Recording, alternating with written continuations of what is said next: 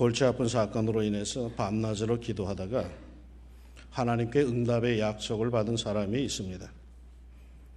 그러나 그는 곧 하나님께 실망하고 말았습니다. 응답을 약속받았기에 모든 문제가 곧 해결될 줄 알았는데 문제는 여전히 그를 괴롭히고 있었기 때문입니다. 기도하고 응답받으면 모든 것이 해결된다고 했는데 어째서 해결될 기미도 보이지 않는 것일까 하여서 낙심한 그러한 성도였습니다. 이렇듯 우리는 응답받고도 당장에 어떠한 역사가 이루어지지 않아서 답답해하는 경우들이 있습니다. 하나님의 처사에 대해서 실망할 때가 우리들에게 있습니다. 사실 이러한 배후의 욕망의 배후에는 많은 경우에 어떤 기적적인 역사, 초능력적인 역사를 기대하는 마음들이 허다합니다. 그래서 마치 도깨비 방망이 모양 당장에 뭐 나와라 뚝딱 하면은 그것이 나오고 풀려라 뚝딱 하면 즉시 풀리는 그런 것들을 기대하는 마음들이죠. 물론 하나님께서 이렇게 해결해 주신 경우가 많습니다. 그러나 대부분의 경우 하나님께서 택하신 방법, 모든 만물을 이끄시고 주관하심에 주님께서 선호하시는 방법, 그 스타일은 이와는 조금 다릅니다. 오늘 말씀에서 그 스타일, 하나님의 어떤 방법이 우리에게 보여집니다. 첫째, 모든 만물, 만사에는 말이죠, 때가 있음을 말씀해 주십니다. 이 때를 하나님께서도 선호하십니다. 너희는 여호와를 만날 만한 때에 찾으라. 가까이 계실 때에 그를 부르라. 이른바 찬스가 있다는 것입니다. 하나님께서 우리에게 가장 좋은 것을 주실 때에는 그저 아무나 받아 먹어라 하는 식으로 그냥 돈벼락을 공중에서 쏟아붓는 것이 아닙니다. 나에게 가장 좋은 때, 가장 좋은 것으로 내려주십니다. 그러기에 나를 생각하시고 그 때를 조정하여 주십니다. 여호와께서 우리를 생각하사 복을 주시되 이스라엘 집에도 복을 주시고 아론의 집에도 복을 주시며 높은 사람이나 낮은 사람을 막론하고 여호와를 경외하는 자들에게 복을 주시리로다. 그냥 마구잡이로 복을 주시는 것이 아니라는 거죠. 나를 생각하사 복을 주십니다. 나의 이름을 떠올리시고 나의 형편을 생각하시고 나의 재질을 생각하시고 나의 미래를 생각하시고 나의 통을 생각하시고 나의 모든 관계를 생각하시고 내게 복을 주십니다. 이른바 하나님께서 내게 주시는 복은 기성복이 아니라 맞춤복입니다. 그러기에 하나님께서 나를 대하실 때 가장 먼저 대두되는 문제는 언제나 때입니다. 나의 삶에 있어서 가장 좋은 때, 그것을 소화할 수 있는 가장 좋은 때입니다. 무조건 하나님께서 돈을 쏟아주시고 명예와 권력을 쏟아부어 주시면 좋겠지요? 절대로 그렇지 않습니다. 미국에서 수십억 원대의 복권에 당첨된 사람들의 통계를 보면은 뜻밖의 복권에 당첨이 되고 엄청난 돈벼락을 맞은 뒤에 그 가정이 깨어지지 않은 사람이 거의 없습니다. 그들 중에 많은 사람들이 그 돈으로 성공을 하고 안정된 생활을 누리는 사람들 거의 없습니다. 돈벼락 한번 맞으면 좋겠다라고 하지만 그거 맞아서 제대로 된 사람이 한 사람도 없습니다. 거의 많은 경우에 전에 살던 모습, 아니 그보다 더 형편없는 불행한 처지로 떨어지고 말았답니다. 아무 때나 주신다, 마구잡이로 주신다, 그거 사랑이 아닙니다. 그거 하나님의 방법 아닙니다. 명예도 그렇고 권력도 그렇습니다. 무조건 준다고 복이 아닙니다. 때로는 그것들이 자신들의 인생에 치명적인 독이 되는 경우도 허다하죠. 저도 가끔 이런 생각을 해본 적이 있습니다. 하나님, 제 키를 10cm만 더 키워주셨으면 얼마나 좋을까? 아니, 가져가신 제 머리카락 중에 절반만이라도 돌려주시면 얼마나 좋을까? 저에게 설교의 능력과 신유의 은사를 조금만 더 더해 주신다면 제가 얼마나 멋지게 하나님의 사역을 감당하겠습니까? 이런 마음을 먹고 기도한 적이 있는데 기도 중에 이런 생각이 찾아듭니다. 까불지 마라. 더 주면 너 사고 친다. 하나님께서는 나를 생각하시고 그 때를 조절하시며 은혜와 은총을 내게 맡겨주시기를 선호하십니다. 믿으십니까? 그러므로 중요한 것은요, 그 때를 우리가 제대로 깨닫는 거예요. 그 타이밍을 잘 잡을 수 있어야 된다는 거예요. 그 때가 왔음에도 불구하고 말이에요, 하나님께서 복 주시기 위해서 나에게 기회를 주시는데도, 부르시는데도, 감격을 주시는데도, 전보다 더 찡한 마음을 주시는데도 그저 무심코 그 기회를 흘려버리는 사람은 그 때를 놓치고 마는 거죠. 은혜 주실 때에 그때 더욱 간구하고 메어달려 더 큰 은혜를 받읍시다. 일단 하나님께서 주신다고 할 때에는 내 인생에 그것이 절대적으로 필요한 때이기에, 적시기에 주시겠다라고 하는 것입니다. 그래서 나에게 감동의 사인을 보내시는 겁니다. 그러므로 은혜가 될 때에, 감동이 일어날 때, 찬스이다 싶을 때에 우리가 더욱 사모하여서 열심을 냅시다. 안 들리던 설교가 귀에 들어오기 시작을 하고, 그저 무덤덤하게 부르는 찬송이 가슴에 와닿기 시작할 때에 때가 되었을 깨닫고 더 큰 신령함과 은사와 믿음을 간구합시다. 주실 줄로 믿습니다. 하나님께서 내 인생을 보시고 은혜와 복을 주실 때, 그리고 내가 그것을 하나님께 간구할 때에 바로 이 두 때가 딱 들어맞으면 엄청난 축복의 역사가 있을 줄로 믿습니다. 영적으로 깨어서 하나님께서 선호하시는 그 때를 분별하여서 간구하는 가운데 큰 은혜와 은총이 여러분의 삶 속에 주어지기를 축원합니다. 둘째로 하나님께서 선호하시는 방법 중에는 과정이 있어요. 과정. 이른바 절차가 중요합니다. 예전에 어떤 한 형제가 제게 찾아와서 상담을 하는 중에, 자신은 오래전에 이사야의 말씀을 묵상하는 중에 이런 확신에 찬 말씀을 받았다고 합니다. 오늘 본문에서 그 11절 말씀입니다. 내 입에서 나가는 말도 이와 같이 헛되이 내게로 되돌아오지 아니하고 나의 기뻐하는 뜻을 이루며 내가 보낸 일에 형통하리라. 하나님께서 약속해 주신 것이기에 반드시 그것이 이루어질 것이라고 믿었다고 합니다. 하나님의 말씀 헛되이 돌아오지 않고 반드시 뭔가를 이루고 돌아온다고 했으니까 반드시 하나님이 나한테 약속해 주신 말씀이니까 그 말씀이 이 문제들을 해결할 줄로 믿습니다. 이렇게 고백하는 거죠. 그런데 곧 이루어질 것을 믿고 기도했는데 많은 시간이 흘러갔는데도 불구하고 응답이 없다며 투덜댑니다. 그래서 제가 그 앞절 10절을 한번 봐라 했습니다. 10절.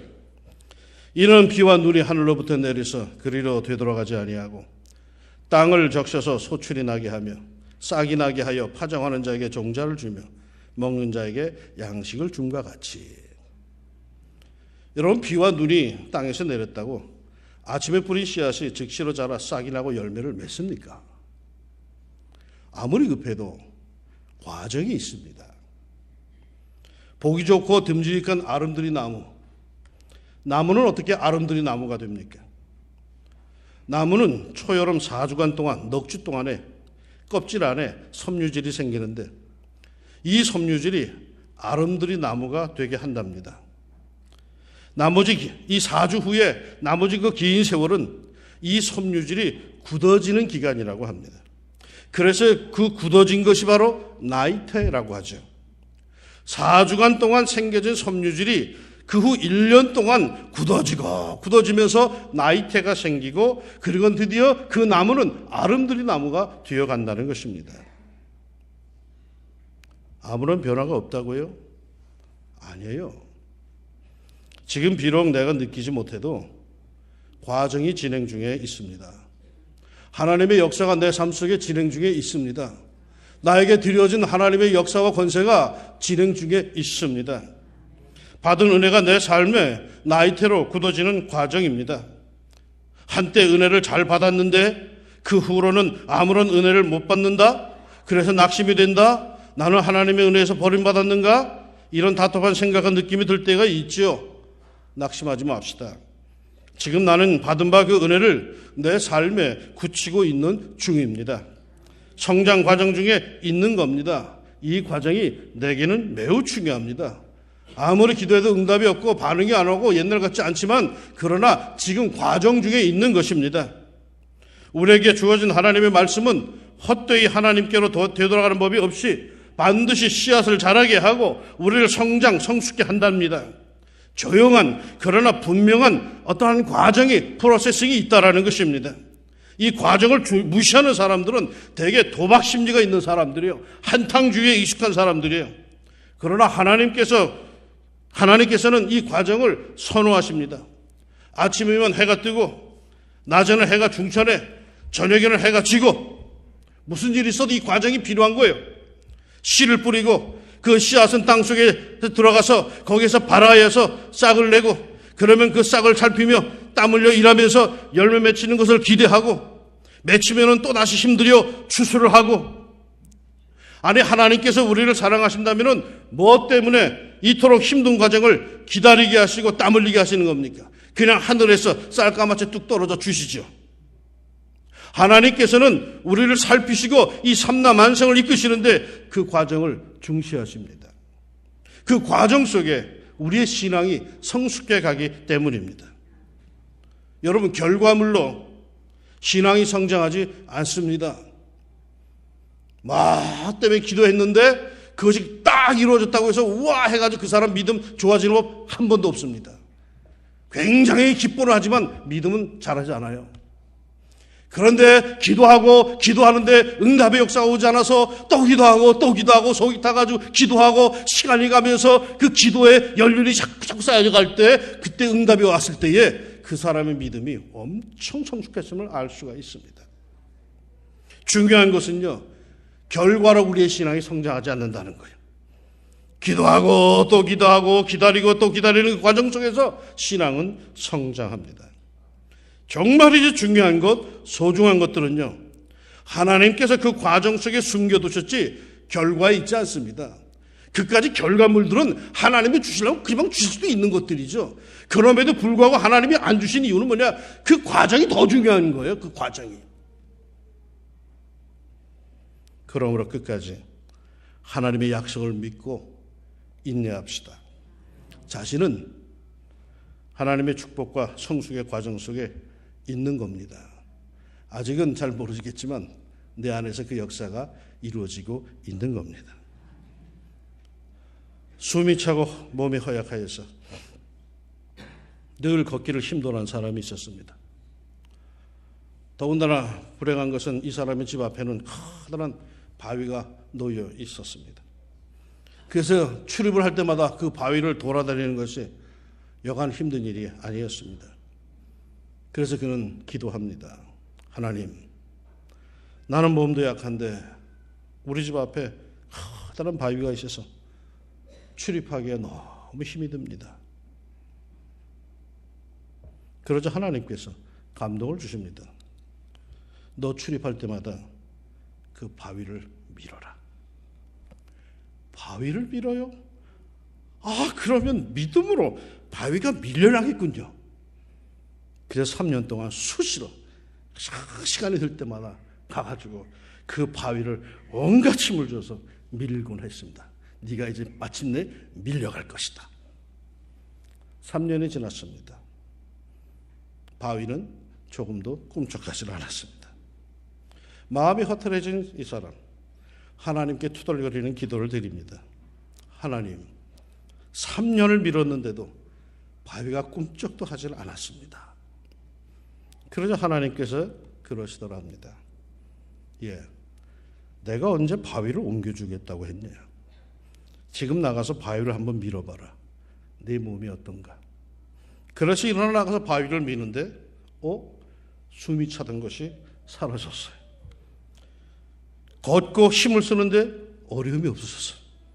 3년 동안 그 바위를 힘을 다해 밀고 하다 보니까 몸에 근육이 생기고 힘이 생기고, 그리고 이제 그 바위 있어도 없어도 상관할 바가 안 돼. 다니는데 하나 지장이 되지 않아. 숨도 한 차 껐다없이 다닐 수가 있더라는 거예요.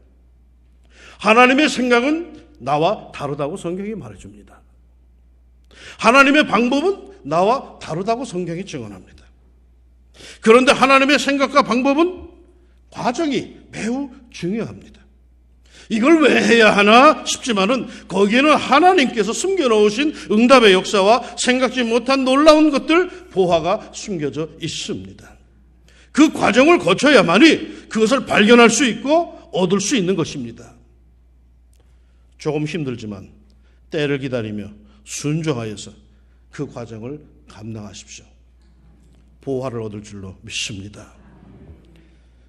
마지막으로 그리하게 하면은 마침내 열매가 맺히는 법입니다. 모든 일에 반드시 열매가 있습니다. 하나님께서 선호하시는 방법은 열매를 맺음으로 이어져 있습니다. 그러기에 하나님의 약속과 말씀을 받아 사는 우리 그리스도인들에게는 나름대로 말이죠, 다 열매가 있습니다. 지금은 아직 맺혀진 것이 없어도 반드시 그 열매들은 맺힐 겁니다. 그것을 소망하며 오늘의 어려운 일들도 힘든 상황도 이겨나가야 합니다. 우리는 너무 즉흥적인 것들, 즉각적인 것들에 익숙해 있습니다. 그러기에 시간이 걸리는 요리를 하지 않는다고 하죠. 그저 물만 부으면 되는, 그저 레인지에 넣기만 하면 되는 도깨비 방망이 같은 문화에 우리는 너무 익숙해 있다고 합니다. 몇 초를 견디지를 못한답니다. 그러기에 말이죠, 오늘을 사는 우리 현대 그리스도인들에게 가장 약한 것은 소망이 없다는 거예요. 우리의 모든 기도의 응답은 항상 즉각적으로 즉흥적인 것을 원하지, 몇 년 뒤에, 아니 영원한 나라에서의 일들은 아예 응답이 없는 것과 다를 바 없다고 여기며 삽니다. 그러기에 우리들은 믿음의 선배들만큼 행복하지를 못합니다. 편리하고 풍성한 세상에 우리는 살고 있지만은 행복 지수는 그 못 먹고 못 입던 옛 신앙의 선조들만큼 따라가지를 못합니다. 왜요? 열매에 대한 소망이 없기에 그렇죠.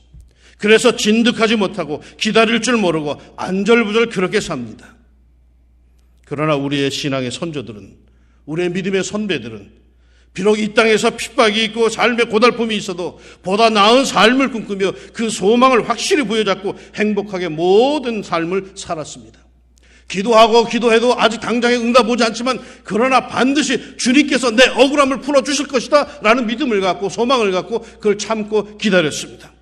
비록 지금 못 먹어도, 비록 지금 고달퍼도 그래도 하나님께서 마침내 나를 들어주실 것이고 우리 집안을 이렇게 세울 것이다 소망을 갖고 참고 기다렸습니다. 그랬더니 그 앞날에, 먼 훗날에 누려야 할 기쁨과 감사와 실학을 미리 땡겨서 그 시절에 그들은 쓰고 있었다는 거예요. 그런데 우리는 뭐예요? 우린 소망이 없어. 우린 지금 당장에 해결되지 않으면 못 살겠어. 오늘 아침에 기도하면 저녁에 반드시 그 열매를 먹어야지 속이 시원하지. 하루를 못 견뎌. 1년을 못 견뎌. 하나님께서 우리에게 주시는 것은 열매인데 그 열매는 시간이 필요한 겁니다. 지금 비록 못 먹어도, 지금 비록 못 입어도 반드시 하나님께서 약속하신 축복은 풍성하게 이루어질 것이고 그 열매가 놀라울 것을 나는 굳게 믿습니다. 우리의 모든 삶에는 반드시 열매가 있습니다. 이게 하나님이 정하신 법칙입니다. 그러기에 때로는 우리의 삶에 좀 더 신중해야 합니다. 무심코 뿌린 씨앗들이 자기도 모르지만은 하나님 앞에 갔을 때에 내 삶의 평가 열매로 하나님께 엉뚱하게 들어질 수도 있습니다. 그때 알곡이 있고 쭉정이가 있다고 성경이 말해줍니다. 그럴듯하게 하나님 앞에 섰는데 내 일생 동안의 신앙의 열매, 삶의 열매가 드러나는데 그게 쭉정이라면 얼마나 부끄럽겠습니까? 스스로 속이지 말라. 하나님은 업신여김을 받지 아니하시나니 사람이 무엇으로 심든지 그대로 거두리라. 자기의 육체를 위하여 심는 자는 육체로부터 썩어질 것을 거두고 성령을 위하여 심는 자는 성령으로부터 영생을 거두리라. 충실하든 부실하든 영원하든 썩어지든 열매는, 내 인생의 열매는 반드시 있습니다. 그것으로 하나님은 나를 평가하십니다. 그게 하나님의 법칙입니다. 사랑하는 여러분, 하나님께서 택하신 방법이 있습니다. 인생뿐만 아니라 모든 생명을 이끄시는 그런 현장에서 선호하시는 스타일이, 방법이 있습니다.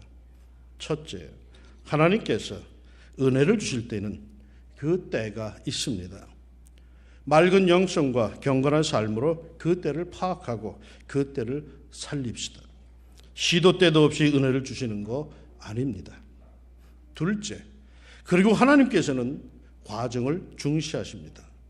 즉각적인 것보다 진득한 과정이 중요합니다. 자신의 삶이 하나님의 섭리 속에 있다고 믿는다면 비록 지금 당장에 해결되지 않는다고 실망하지 말고 진득하게 소망을 갖고 기다립시다. 셋째, 그리고는 반드시 열매가 있음을 믿읍시다. 그 열매가 내 삶을 말해줄 겁니다. 이렇게 살아갈 때 우리에게는 어떤 일이 일어납니까? 12절 13절에 이렇게 증언합니다. 너희는 기쁨으로 나아가며 평안히 인도함을 받을 것이요 산들과 언덕들이 너희 앞에서 노래를 바라고 들의 모든 나무가 손뼉을 칠 것이며 잣나무는 가시나무를 대신하여 나며 화석류는 진려를 대신하여 날 것이라. 이것이 여호와의 기념이 되며 영영한 표징이 되어 끊어지지 아니하리라. 내 변화되는 인생, 내 축복받은 인생을 보고 만물이 즐거워하고 박수를 친답니다. 내 인생의 가시나무가 잣나무로, 내게 눈물을 주던 진려가 화석류로 변화된다. 부디 이 놀라운 은총과 축복이 여러분의 신앙 여정에 충만하기를, 마침내 눈물이 변하여서 웃음이 되고 재가 변하여 화관이 되는 신앙인의 축복이 주어지기를 우리 예수님의 이름으로 축원합니다. 기도합시다. 하나님 아버지, 우리 가운데 어떤 사람들은 아직도 울고 있습니다. 우리 가운데 어떤 사람은 아직도 고통 속에서 힘들어하고 있습니다. 우리 가운데 어떤 사람들은 인생의 가시로 인하여서 너무너무 괴로운 세월을 보내고 있습니다. 우리 가운데 어떤 사람은 진료를 인하여서 기뻐하지 못하고 삶의 무의미 속에서 너무너무 무너져 내리고 있습니다.